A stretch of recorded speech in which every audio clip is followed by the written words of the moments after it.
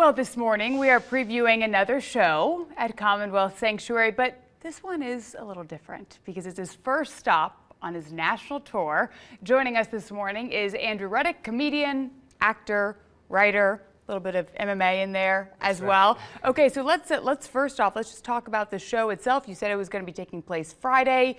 Tell us about it. Is it going to be is it mainly jokes? Is it like a conversation? How does that work? Yeah, I tell mostly jokes, but I like to talk to the crowd a little bit. Yeah. Up, do a little crowd work. Absolutely, and I was wondering too, because whenever we talk to comedians that come on here, what is your, process like when it comes to building on the material that you have? Do you watch other comedians? Do you work on stuff over time? Do you kind of like crowdsource or whatever it's called and kind of get feedback and then build on that? Yeah, I take inspiration from comedians that I love, but Yeah. it's kind of a process of trial and error. You kind of have to, you don't really know what works in a vacuum, so you sit there and you write, and then you go up at open mics and different shows and you kind of throw stuff at the wall and see what sticks. Okay, so tell me about your path getting here too.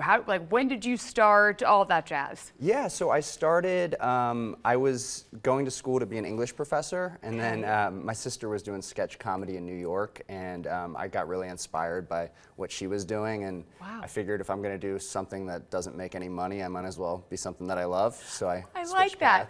I like that. So how many years was that back then? That was about 11 years ago. So 11 years. Okay, so now you've been building towards this, and now we're talking about a national tour. Is that correct? Yeah, I tour all over the country, and yeah. Amazing. So what's the largest group of what's the largest audience you've had so far? Does it vary? Yeah, it varies. I opened for Nikki Glazer like 6 months ago for like a theater with like 3,000 people. That was pretty amazing. But, that's insane. Yeah, I've like listened to her. She was just on Smart List not too long ago. She's fantastic. Absolutely. Okay, so how in the world does stand-up comedy then mix its way with MMA?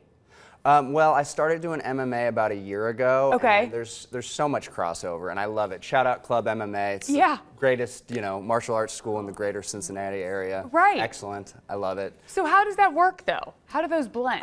Well, you get knocked down a few times, and you suck at it at first. So for the first year, I'm very, very bad at it. Just like when I started doing stand-up, I was very bad for a very long time. Always a learning curve. Yeah, absolutely. Yeah. But they teach you some of the same like fundamental lessons, and the coaching staff at Club MMA is amazing, and they've really just, it gives you confidence too, and also it helps because you never know when a heckler is going to charge the stage. This is true too. You always have to have something in your back pocket. And again, you were talking about the recent Netflix, the huge boom, the millions and millions and millions of people who watched that recent fight as well on Netflix too. So that's something that's certainly very popular. For folks who are watching at home, tell them where you're going to be performing and when, so we can make sure that they know where to go. Sure, and can I say real quick that Jake Paul, everyone thinks Jake Paul is, they make fun of him all the time. Yeah, everyone has an opinion. Yeah, he's an inspiration to me though, because he fought someone who's 58 years old, but watching him, I realized like if I train hard enough, I can finally beat up my own dad, And